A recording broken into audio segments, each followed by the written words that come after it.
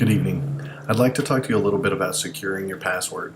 Most people use a password every day, probably 3 or 4 times a day. These passwords are typically short and memorable to the person who has written the passwords. So there's two rules when it comes to password securing your password: password length and password complexity. Password length is how long your password is.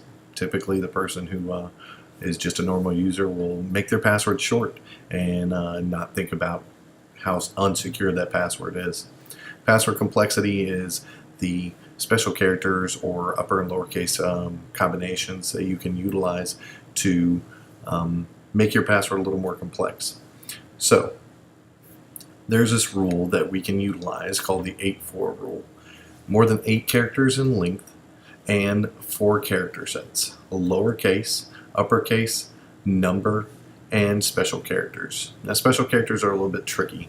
Some websites will allow you to use certain special characters. Other websites will not allow you to use certain special characters. Some let you use every special character under the sun. So it's just going to depend on what website you're at and where you're at. So how do you create a strong password? Use the 8-4 rule. Use unique characters. Find those unique characters or ways to write your password so that it is a little more unique to you, so that it is not easily understood by anyone else. Use a password manager. This is somewhat like writing your password down, which I'll talk about in a little bit. But use a password manager. Utilize an encrypted drive on your computer that has a password. There's a program out there called TrueCrypt that will encrypt a partition of your hard drive, and you must use like a 21 character password to get into that drive. TrueCrypt is the best drive encryption software available, and it could store your passwords if you wanted to. LastPass program. This program actually manages your passwords and allows you to put a password on it so that no one could access it. Is it the best way to do it? No, but it's a means to an end. Google Drive, cloud storage, basically. This Google Drive is a cloud storage that allows users to upload Word, PowerPoint, and Excel documents. What I've done is utilized an Excel document, uploaded it, and keep all my account names, passwords, links to those sites so that I can remember them, and so that when I deploy, my wife can actually remember them. It sounds funny, but there's a lot of stuff that we have to manage. So, and then use a passphrase. I remember utilizing a passphrase called "Don't look at me, users," and then I utilized special characters to replace some of the letters, like an O for a 0 or an @ sign for an A. This really walks on the gray line of utilizing words and replacing them with special characters. It's a little bit of a no-no, but it's about 18 characters, and the chance of somebody actually figuring that out is pretty slim. It would take days for a password cracker to actually figure that one out. Keyboard walks to explain are when you say hold shift and walk down from the 1 character all the way down to the Z character, and then release shift, hit 2, and then WSX, and then again hold shift, hit the 3, which would make the pound sign, and then the capital EDC, and then release shift and carry down from 4, R, F, and V. Again, 16 characters, all unique, but the uncommon, or the non-uniqueness of it is that it is known that those characters are in a certain sequence on the keyboard, and if they were placed into a password cracker, it could be quickly figured out. Again, another really silly common keyboard walk would be 1, 2, 3, 4, 5, 6, 7, and then A, B, C, D, E, F, G. Utilizing your children's names and their birth year. So one year I used my son's name and his birth year. So his name is James Brown, and he was born in 2008. So I typed the password capital J, @ sign, M3SB, capital B, R0W, capital N, exclamation point, 2008, exclamation point. Again, I utilized my son's name, I utilized his birth year, all information that it could be found out, and now they have more than one piece of information. They have a password, and they have my son's name and his birth year. So, again, not a very good idea.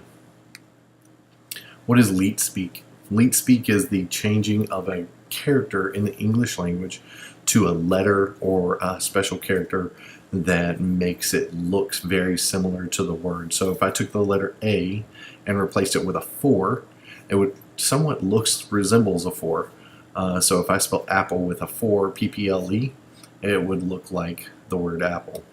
The word loot could be changed, the two O's could be changed to a 0, and the T actually at the end could be changed to a 7. 7 is typically used for the letter T. Avoiding weak passwords. How do you avoid those? Never use your username as your password. Avoid family member names and pet names. We have 5 pets in this house, from Brownie to Joker to Bevo, all names that you just are off the wall sometimes, but you have to avoid using those on your accounts. Avoid personal information, your birthday, social security number, anniversary, your driver's license. For example, you wouldn't want to use your anniversary in any way, shape, or form on a flower website, because now I can basically figure out things about you by knowing your anniversary, knowing now that you ordered flowers for your wife and where you live, all of that information. So avoid kind of linking the two together. Sequences of any kind. So a sequence would be like a keyboard walk, or putting words and special characters together to make a password. Avoid using a word from the dictionary or a word from any language at all. So if it can be found in a dictionary, to translate it, don't use it at all.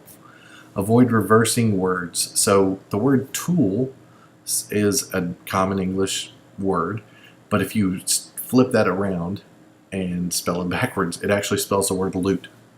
So both words in the English language. Avoid adding numbers to a real word. So the word password has been commonly used as a password.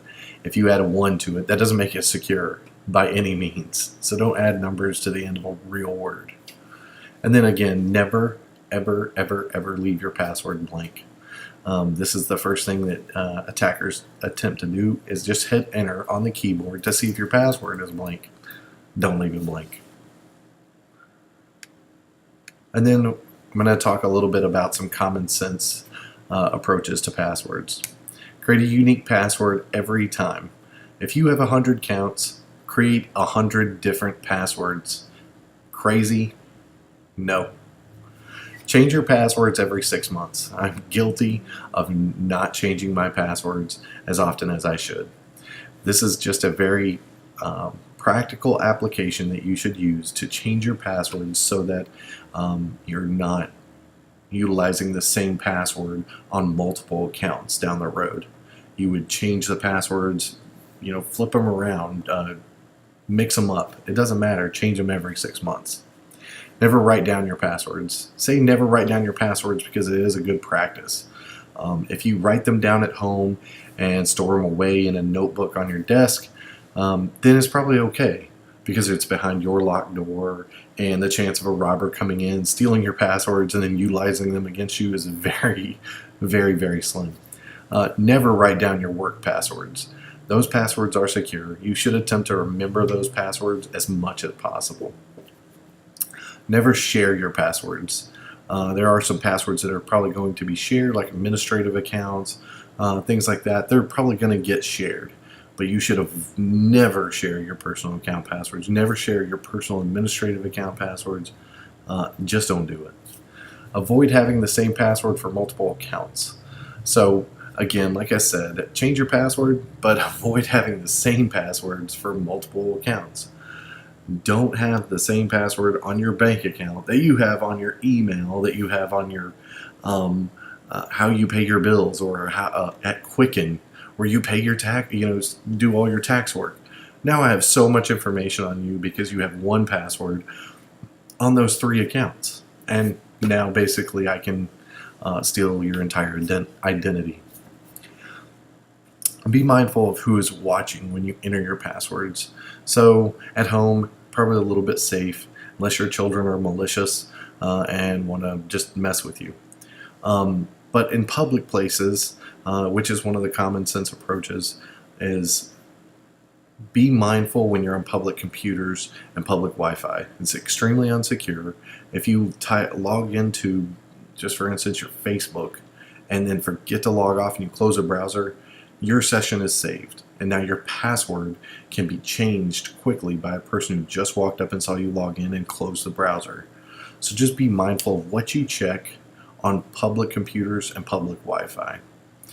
So, never send your password via email. This is a huge no-no in almost every business or place that you could be in. Change your password immediately if it is compromised. This is a big, big thing. Don't wait to change it. Go change your password immediately if you think that it has been compromised. And then don't use a password manager on the browser unless a master password is set. So on a Mac, there's a thing called Keychain. It allows users to save their passwords, and then it has a master password on it. So you have to actually enter the master password to see the passwords for the accounts that are available. So utilize the same thing in your browser. There's a master password that can be set. Set that password, and then you can save your passwords in your browser, which is actually very safe because now you are a little bit less likely to be keystroked if you are saving your passwords. It just enters them in, doesn't log your keystrokes. I hope these steps have helped you, and I hope that you can use them in the future. Take care and have a good evening.